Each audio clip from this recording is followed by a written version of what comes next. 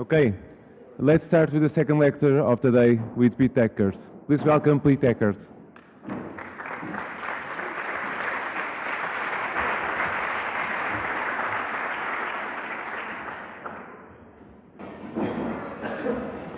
So I'm intending to speak about an interest that my brother and me shares, which is to develop an architecture that is very resilient and robust to the fact, the way we trying to define architecture, the way we trying to define spaces, but also the way we admit influence of others or the conditions of others that influences, let's say, our generation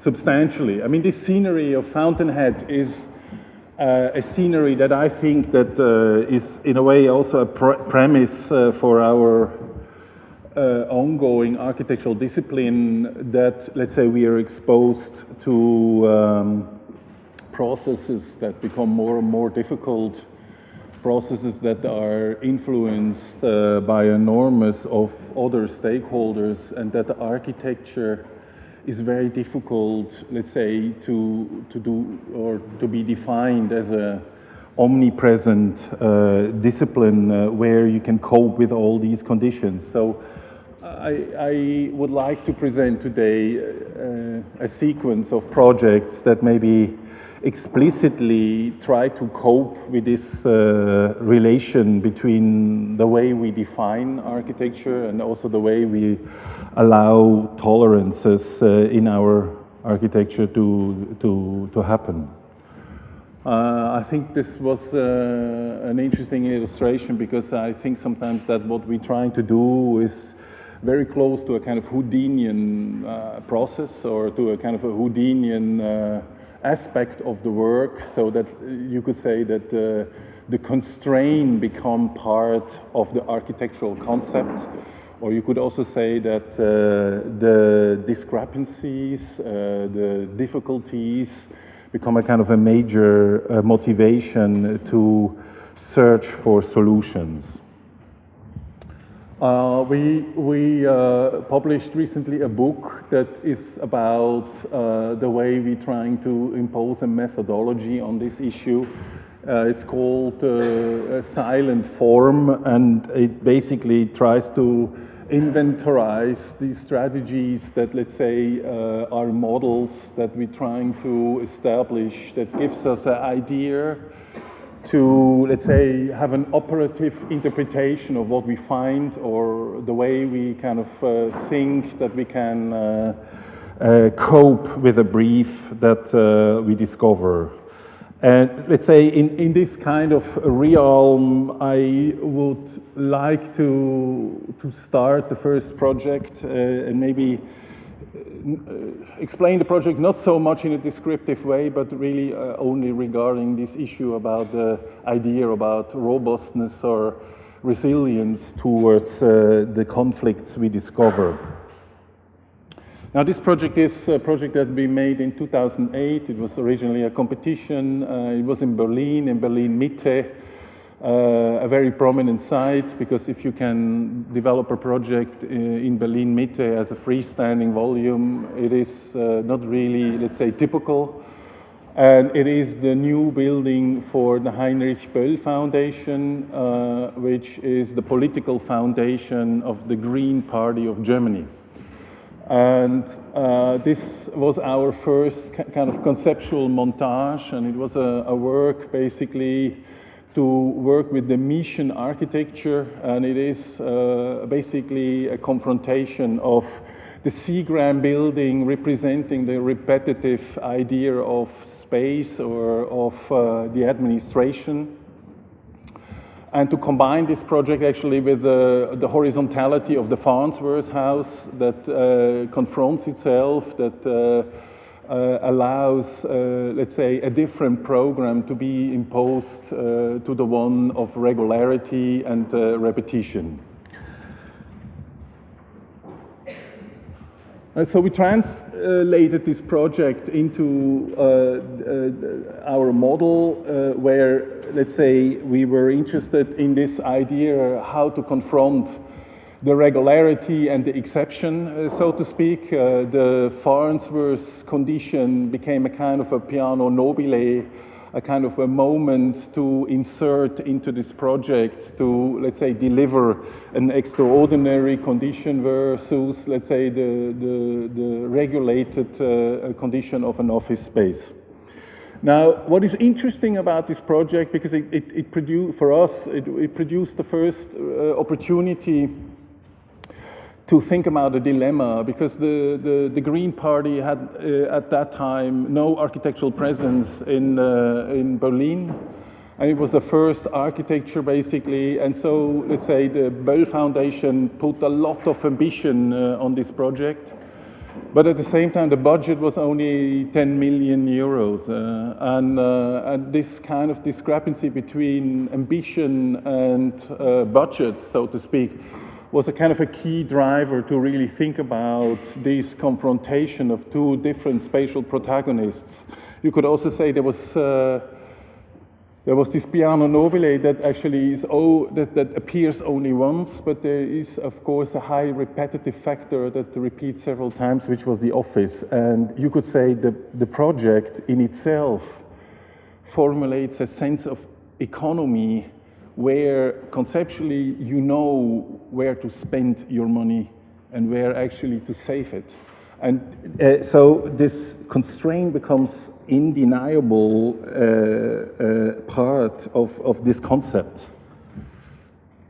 You could do exactly the same model, but explain it this way. You know, so the mathematical explanation of, let's say, the spatial relationship of these two conditions, we developed in the sense, instead of formulating a kind of average or a point where kind of a cost horizon would be answering the austerity of the client, we defined different peaks that would be really expensive, and we defined lows that would be extremely cost efficient, and the frequency, of course, of the lows would be much higher than, of course, the singular moments of the high points. So in other words, this architectural program, the architectural concept actually implies the way you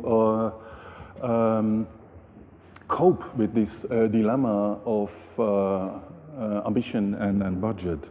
This is the plan of the Belle Etage, which they called later. So it's a kind of open landscape conference center where the political debates are placed, that multifunctionalities, different sizes of spaces that you can adapt, a main staircase that allows the public agenda to enter this building.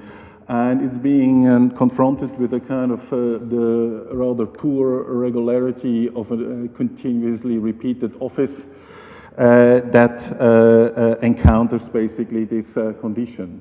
So this is the building, or the way the building presents itself. You see this continuity of the facade and this kind of the breakage, the moment where the horizontality is being introduced. So the conference center, cantilevers, formulates this piano nobile, and the repeated condition of the office rises. You see this, let's say, the activity program, the showcase, the conference center, which aligns the ambition of the political agency versus the groundwork in the office. You see this continuity of the spaces, which is basically a kind of a stage for these political discourses, for workshops, and also, of course, staging the German, let's say, political scenery in the house. And it is basically confronted with a kind of more, or with a poorer sense of the office spaces of the collaborators itself that are basically on top of that conference center. Now, what this project, the next project, is also trying to claim is to design a new corporate office for a engineering company at the early or at the near outskirts of Zurich. And if you do that, we realize that the design is basically kind of dramatically split between what you can consider the core and the shell. So what you do with your project and what then also will happen within this project. So there will be office furnitures, there will be all kinds of other third-party designers that would be implied to work with this project. And so for us, in terms of trying to find a robust idea to encounter this is you have to declare your ambitions. You have to say in what are you actually interested in, because you know you will not be able to design this entire headquarter. You will not be able to, let's say, influence the inbuilt in the same way that you do the premises of that project. It is one of these expansion areas outside of Zurich with a kind of a massive housing program. So this building was a kind of an exception because it is really about an office building and not about a housing project.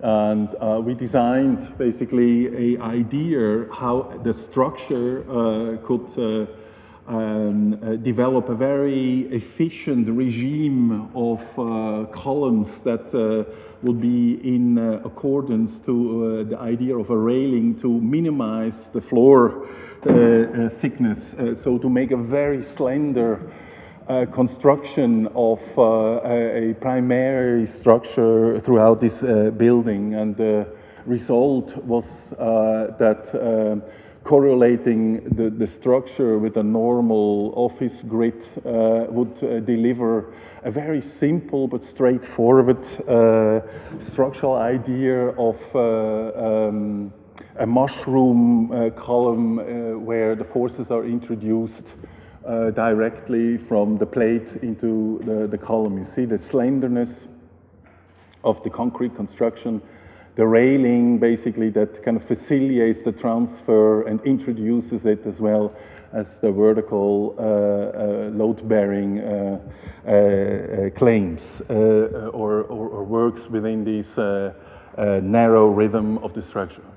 So we kind of declared that this is the interest of the project to verify the plasticity of it in the facade, how it actually works with the setbacks and the introduction of the structural devices, and to, let's say, give this impression to this shell, to this idea how we are able to, let's say, dominate in a very modest way this headquarter of this engineering company without having the kind of implications to actually design the individual floors or to kind of elaborate their working environment, because this was given out to many other, let's say, interior architects, which we in the end would not even be interested in terms of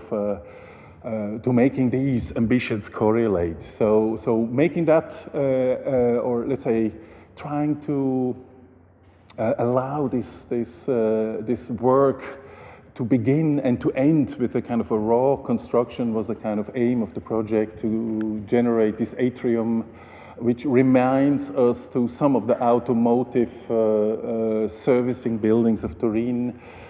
Since the client is an engineering and a mechanical engineer corporation, we found it very interesting that the primary structure actually gives an impression of corporate identity rather than a kind of an other representative character of the space. So in that sense, it's the pure idea of the engineered condition that we try to define and kept as a kind of a robust idea of the space.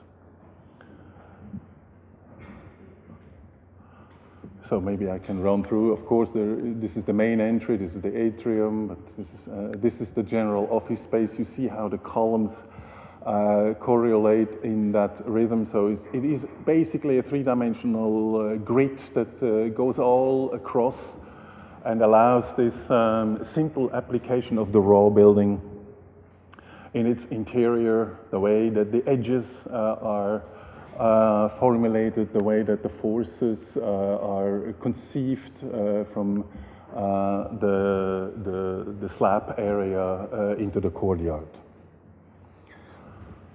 Now, you see this idea about resilience also has to do a lot that you find an access to a work that you say, I want to put, or I want to establish prioritization. So I want to develop a kind of a priority where I can actually deliver something to a client and where I also have to reframe, or where I also have to say, I cannot go further than certain points. I try to define the beginning and the end of my work while it coexists, or while, let's say, the definitions of our spaces can, in a very stable way, can coexist with other further exploitations of the project. This project is an industrial building, and we discovered that. We really liked to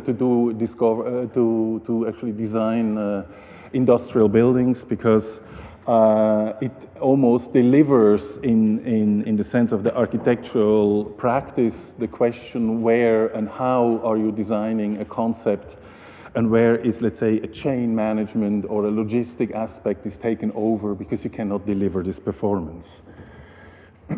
And it was a very interesting client, a microchip production in the canton of Zurich, and formulating basically two spatial conditions. So there's an office space, which is research and development, and there's a huge lab space, which is for prototyping these chip conditions, because the regular construction of the chip and the production is in China today.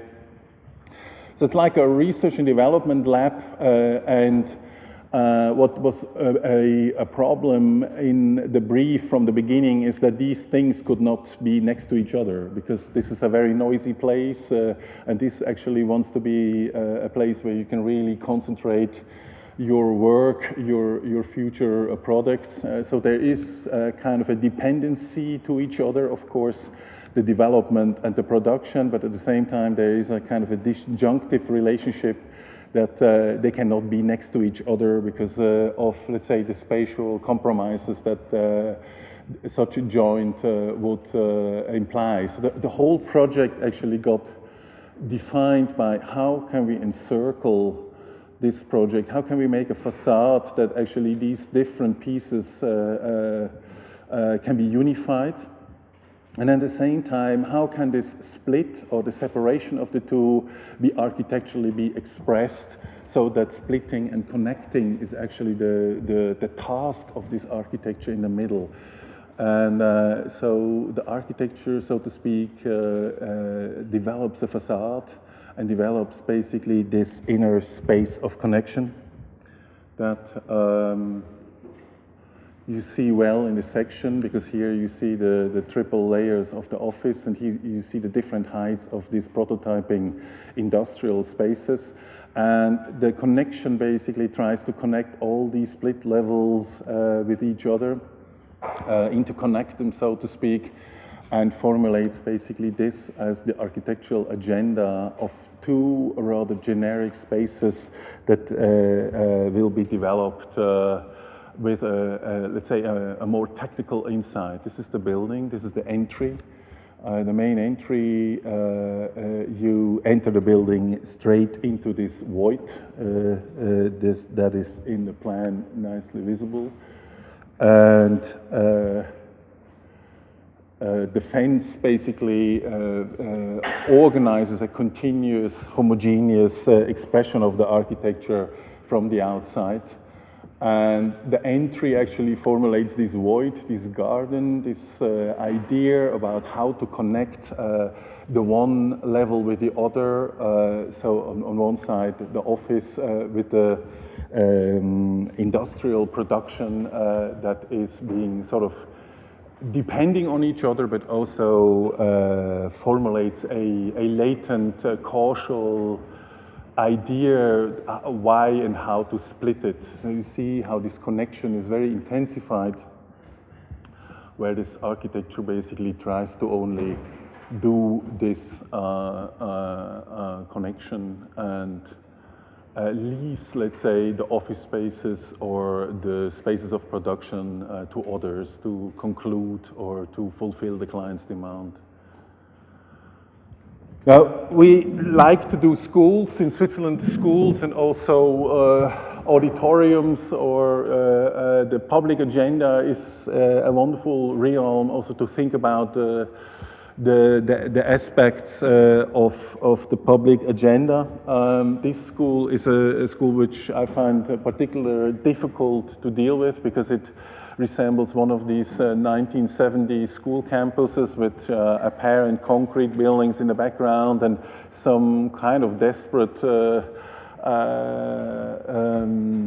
tries to kind of refurbish this architecture due to the, let's say, economical demands.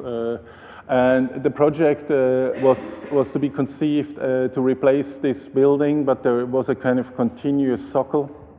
And this socle was very demanding because you could not touch the socle. The socle should mainly be in use during the entire construction. So what normally is the rule of an architecture that you're trying to base your architecture in a very efficient way down to the ground got reversed. So there was a very, very minimal impact that were allowed that, let's say, the client could accept within the given existing plan of classrooms within that socle. And from there was a rise to kind of exploit the structural devices to actually span a concept of an auditorium that then could,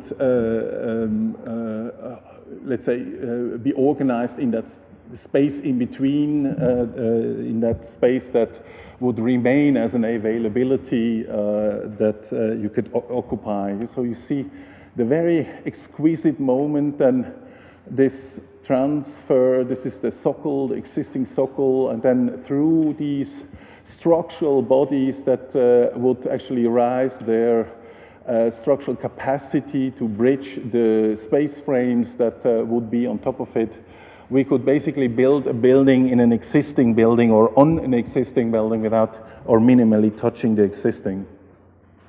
This was the socle with these classrooms where, let's say, the structural impact was the goal to absolutely minimize the structure of the new versus the condition of the old.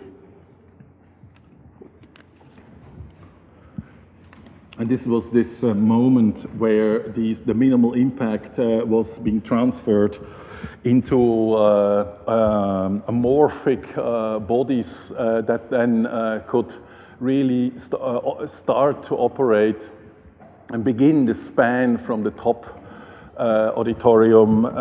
So it's basically kind of a mushroom strategy to organize the load bearings in a vertical, efficient way, but to concentrate within this vertical load bearing idea the forces on very little unified walls. You see, this is the existing building here, and this is the new building, and in between, basically, there is the passage of the small campus. And this is how the building got concluded. You see the passages. In the meanwhile, there is the library of the community, which takes advantage of this space, of this in-between space. You see this concentration of old, new, and of that kind of a relatively raw concrete space. You see the bodies this glass area, the passages here in the winter. Here you see this quite nice how from the device, from the underground, this spread to the upper level is conceived. Now I have to check if this is working, or maybe you help me. And you see how basically from this kind of constraints, from this kind of minimal presence of availability, the building kind of elaborates itself, it opens up, still has this kind of very robust, the definition of the perimeter. The obligation, so to speak, frame the space and in the end allow us to explore a central condition of space that then would be free of any obligations, that would be in a way very open or very abstract in the sense of almost a Kubrick-like space to be occupied by the activities of the community. So from a very, let's say, serious constraint, the building tries to elaborate the condition and tries to find, now you have to help me again. Where is she? Oh, she's there. Oh. And so it's an interesting fact how the definition of something become basically a guideline to explore in the project the remaining freedom. Maybe you have to quickly go out and in, or what do you mean? I think what you've seen in this auditorium project is a kind of an exploration. How we can, I think, in a very positive way, try to deal with constraints or with preconceived definitions, and the way we can explore it for our own sense of architectural development. This is the Friedrichstraße in Berlin, which is, of course, a very interesting street because it's part of the south area of that street, which was the original implementation of the early IBA projects from John Haydock, and it's the Basel Park, and it's actually the site of a very interesting newspaper, which is the Taz, which is in Germany or in Berlin, the leftish newspaper agency, and it was a project competition where we found that very seductive to think about the brief of the client, because what they actually said is that they have no idea how they are actually working in 10 years from now. So since the media industry or the media branch is going under such massive changes of digitalization or of questions of how information will be available in the future, the TATS project defined a project that the architects in this competition should really actively reflect an idea where, let's say, a great sense of freedom and liberty and flexibility could be possible for the new TATS, but at the same time, the question is, what would you define as your architectural project, or what would you define as the architectural premise? It's a very chaotic agency. The first impression was exactly the opposite of a digital age that is ahead of us, but actually lots of individual behavior, and we came up with the idea of a net with a perimeter structure that would allow that the entire structure performs along the perimeter, and that there would not be any inner constraints to these platforms. So a lot of definition at the perimeter and a very little amount of preconceived conditions for the users in the sense that they could really exploit this. And this is the project, the model, where you see there's a kind of a space frame that wraps around the building and leaves big open spans, platforms available for the occupancy. The facade basically is not only dealing with the structural device, but also delivers exit strategies, fire exit strategies. So this was the early image, the TUTS building that sort of culminates with a higher floor that would work together with the freestanding IBA building at the near neighborhood. The result of the project is basically a possibility, or you could say only possibilities, no real obligations, but a lot of definitions along the perimeter of the building. And the architectural project, so to speak, is the edge of the building, or is the perimeter, which we designed in a very close relationship to our preferred structural engineer, Tibi Puskas from Basel, where these connections and these meetings between the structural device and the slabs are actually declaring the architecture we're aiming for here. You see the introduction of these space frames that into the slab, securing the earthquake, securing basically the entire stability of the project. So it is in concrete, but you can imagine this Virendell connections are very intense, very use or have to introduce a lot of forces. So this intensity basically becomes the project, and this is the space that results from it.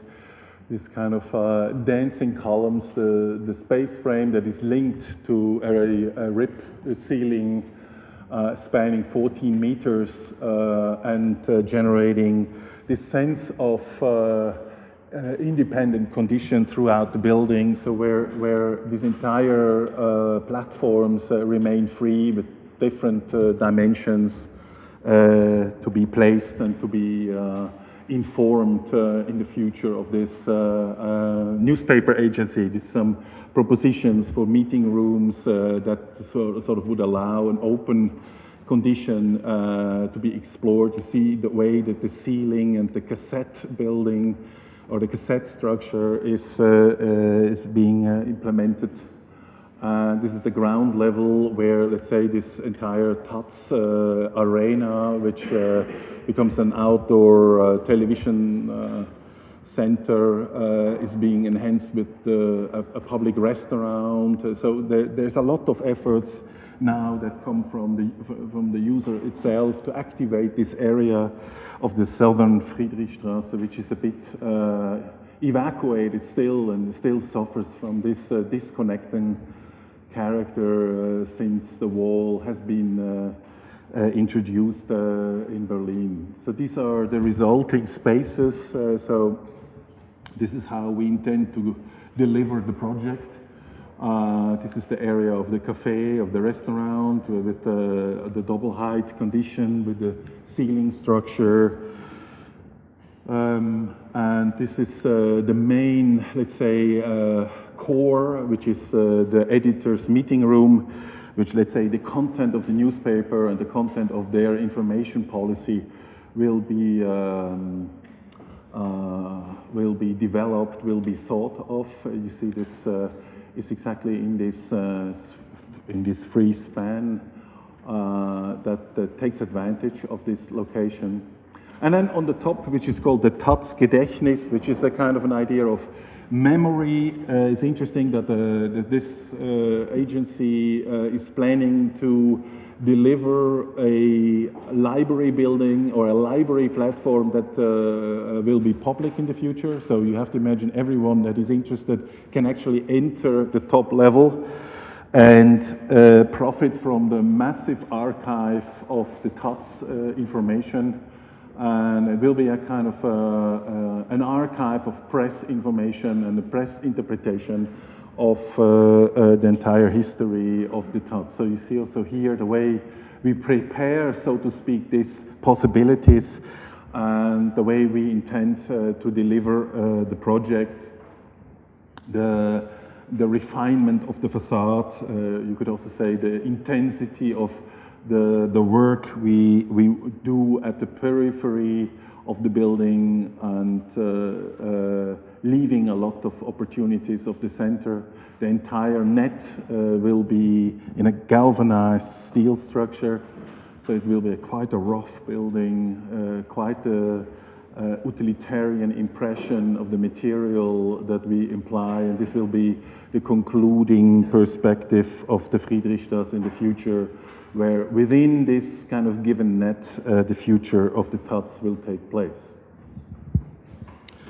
So constrain housing, we always thought that this was a tricky path, I have to say, because there are many aspects in housing that lead to the point that it's still a project that you go to vast extents and propose a sort of finished status of an architecture. So you really give, let's say, an insight or an interpretation of how things or how an apartment can live or spaces. And it is, we have two projects. I only want to show one, or this one. We are in the process of reviewing a kind of hierarchy that has been always imposed by the modernity, so to speak, that a living room, for example, has always been bigger than a sleeping room, and the sleeping room of a parent is potentially bigger of a sleeping room of a child.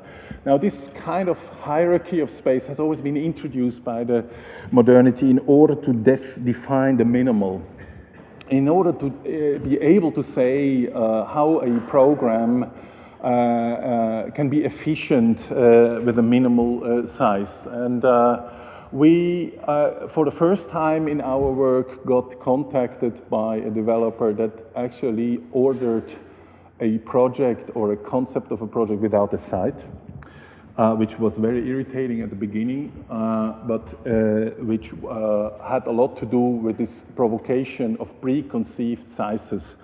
And it's a project of a high-rise. It's a project that has a footprint only of 160 square meters, you have to imagine. So it's a very, very small project in the footprint, but it has a height of 95 meters.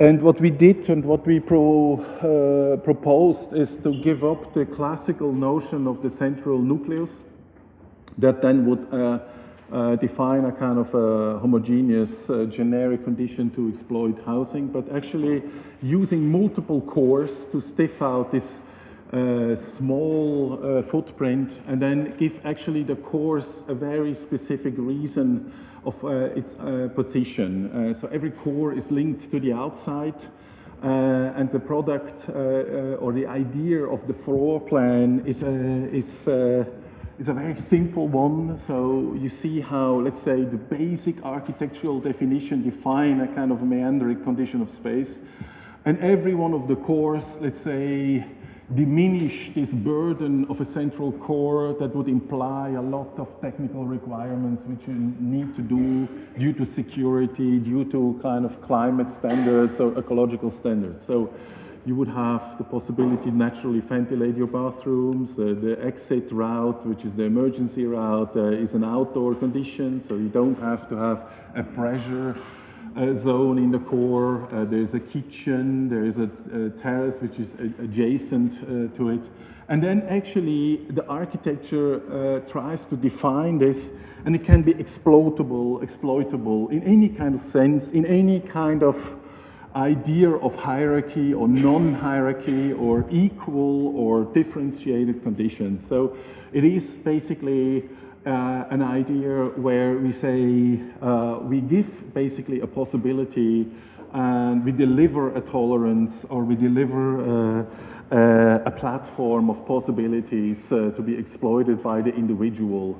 And this is how the project came along. So you see this is the bathroom core. You see the slab in the background, which is pretty thick in order to sustain this structural span. You see the kitchen area and the terrace tower, and in the far background you see the next bathroom tower. So the result is a very simple space, it's very robust, it's very straight, it's very linked. This is how we imagine the space, and that's how you can survive if you don't want to build a lot of things in it, but you could actually deliver any kind of refinement to it because we would not be linked to it. We deliver, again, a possibility of a sensuality, of a spatial arrangement that we produce a lot of tolerance in the system to be exploitable. This is how we imagine this in a very basic, simple, modest way, actually producing platforms for individual occupancies that work with a clear imagination of an architectural definition, but leave a lot of freedom or leave a lot of, let's say, possibilities that you anyway can't control. So this is maybe also a good example of what we think with this resilient idea, to be very clear about what the spatial qualities should be, and but also to deliver a certain multiplicity of interpretation of it. This is how we imagine the building, how the height can be explored, so everything is at the limit. It's not the tower that has the structure to build 100 meters, but it's only 60 meters high, but it's really trying to explore the limits of the system of this stacked condition of housing. I show a project that is maybe also in direct link to this previous one, where we have basically studied the condition of the perimeter and the core. We are back in Zurich. This is the industrial area. It's an area that's under massive change. It's the biggest quarter of the city, and there are more than 2,500 apartments under construction. So the city is going really through a massive idea of densification. And our client is a diaconary, is a client that wants to move its present headquarters from a very prestigious area actually to Altstetten, to this industrial zone. It's quite a rough scene. It's a lot of back offices, it's industrial buildings with big footprints. It's one of the kind of last remaining informal parkings. It's not yet a space, let's say, that exploits or has been cleaned out as many others in Zurich. You see the neighborhood, the clear confrontation with a kind of a rather servicing office versus really a lot of industrial presence, montage halls that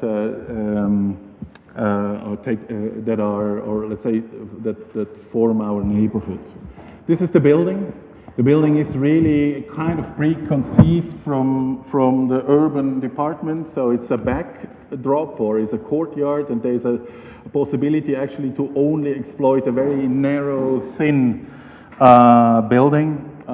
And this is the volume. You see this 12.5 meters wide, it's 85 meters long, and it's 40 meters high. And it's a project that's called mixed use. And after many other projects, I always get a bit nervous if I hear this, because mixed use means that there is some kind of obligation of how to make different things work in a house, but no program has any relevance anymore. You know, every program, every individual program you could exchange here.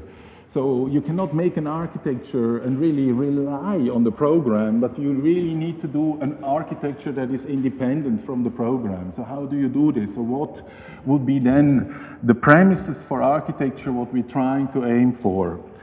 And we designed a project that is absolutely column-free, and we designed a project that has a strong grit as a load-bearing facade and works together with a core. So here we concentrate on the architecture of the facade and the architecture of the core, slightly eccentric to provide different conditions of span, of sizes of spaces. And you see in this axonometric, it's a very simple structure that needs to be so robust, so exquisitely concentrated on the architecture of the skin and the architecture of the core, that this is basically our occupancy in this project, in order to not rely on any programmatic force or on any programmatic interest.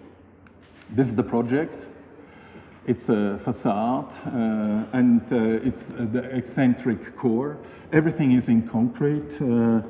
And the making of it has been testified. So of course there could be an office inside, and of course there could be a health servicing, which the client's basic work is a healthcare service.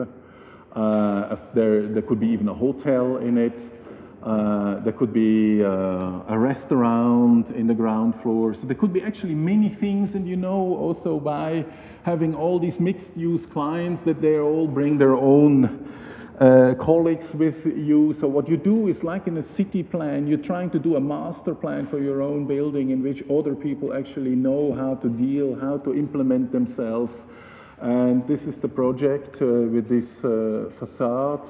With the eccentric core, you see that the project is a very solid building, and every window is a sliding window that basically play with the rigidity of the facade, that change basically can be perceived. This is the implementation in the city skyline of Zurich in this area. The way we conceive this idea about that every window is the same, every window has the same capacity of actually being operable, as, if it's 20 meters or 40 meters, it doesn't matter. So we design one unity of a facade that we are going to repeat in a very repetitive way. And we give a lot of attention to the outer facade, which is a double-layered concrete, and inside it's precast, and outside is a in situ concrete construction. And you see this is the array of the inside structural elements. So the building got built up very quickly. You see how they were prepared. You see the way they built this project, the inner layer. So it's a very simple arrangement of pre-cast elements. And this is, so to speak, the result in process. This is only a few months old, so you see the kind of a core line, and you see the facade, you see the making of the facade, the way actually these different elements have been joined, the way that exactly what we do, it doesn't need any refinement. So what we do is basically free of any refinement idea, and all the rest would be considered to be the refinement of the architecture to come. So everything basically that has been prepared, it speaks this language of precision, of preparation, and this is the organization of the in situ outside facade that is being casted against the installation. You see the sandwiched condition. The window that is being implemented to the two shells, it's been linked to the inner shell. And this is the result, an architecture that wants to accentuate the window, the moment where basically outside facade and window is finding its joinery, and the program can exploit this condition in any direction. A window that is basically developed for this project, in order to be able to slide it 80 centimeters, so it's a lot of technical requirements that you actually are able to do this.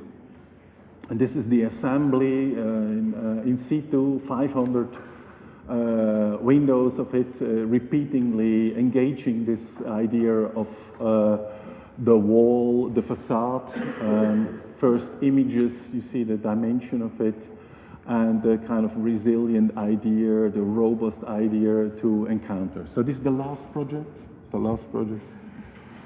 And it is a project that is very emotional for us because it is it has been a briefing that in one of the richest communities in Switzerland, public school is down.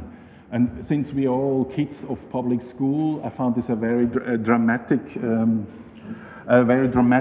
development that, let's say, more than 58% of the pupils in this town go to private schools. So there is a kind of a public achievement at risk, which I could never really understand so far. So this school is being financed by two communities because the two communities had to unify themselves because they have so little amount of pupils. Yeah? So at the same time, the political pressure was so high to say we want to build the school and we want to cope this development of the private school and we want to anticipate to this. And what used to be in the Swiss school development, a very interesting fact is that the arrangement of the corridors produced architecturally a lot of liberty to engage the almost standardized idea of the classroom. But in this case, it was different because the imposition to the classroom was a very flexible use. So the classroom really had to be split down to 18 square meters, 36 square meters, 72 square meters. So what we used to take for granted becomes a big flexibility issue.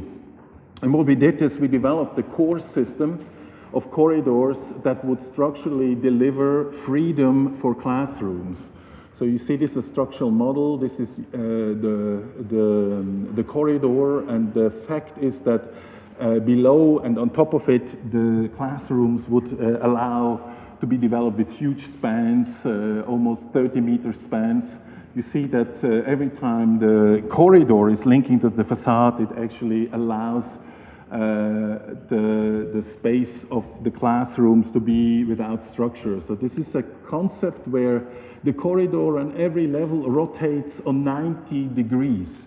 And with this 90 degrees rectangular condition, they form a primary structure. You see how this rotation is basically taken place, how this orientation of the school is changing continuously, and how the school tries to be a very compact and a very high building in order to allow the existing site to coexist. So you see this is the structural device, and it's early image where you see this takes the advantage of the span. This is the obligation of the corridor, span, corridor, span, corridor. And the plan speaks basically quite straightforwardly this idea about the structural organization of the building. It's the ground level. You see the first, and you see how it rotates. This perpendicular movement basically around the core produces this stacked idea about the class, about this school. And you see the result, which is the structural freedom of the classrooms, which at the beams can always be split, can be flexibly subdivided. And this is basically the regime that takes over or that allows things that, that can be subdivided. This is the facade study, the way basically this building was conceived as a monolithic construction. And these are the first images. It's brand new, actually. It's a few weeks old. You see the main entry. You see how this differentiation of corridor and freedom of classrooms is being opposed to each other, is trying to profit from the indispensability of the two concepts of, or let's say, of the two spatial conditions, corridor and classroom. Very narrow, the central staircase, the corridor and the classroom, and to kind of conclude is the final view on it.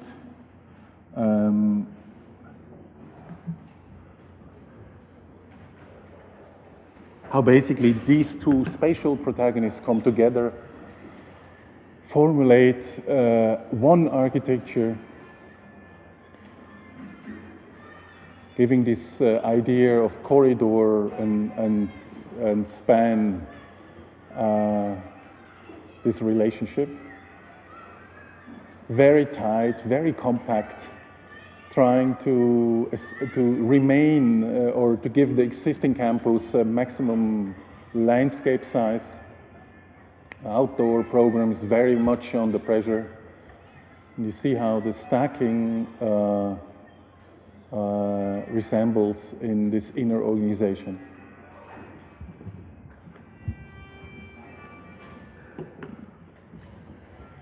The central staircase that sort of perforates all the rotations.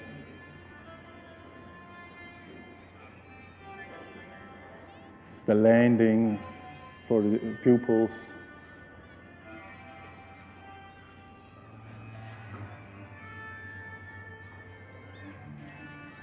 The transparency of the classrooms, the possibilities to expand this notion into the corridor.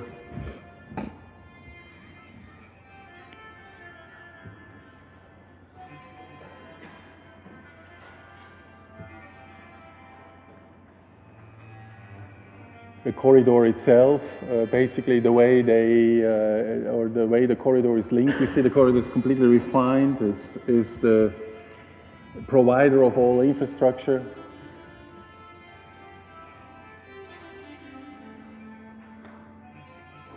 And the classrooms have a rather industrial expression, really make this visibility of the structure.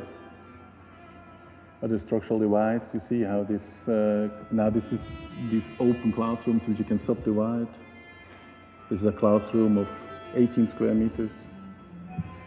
And concluding in the ensemble of the existing campus.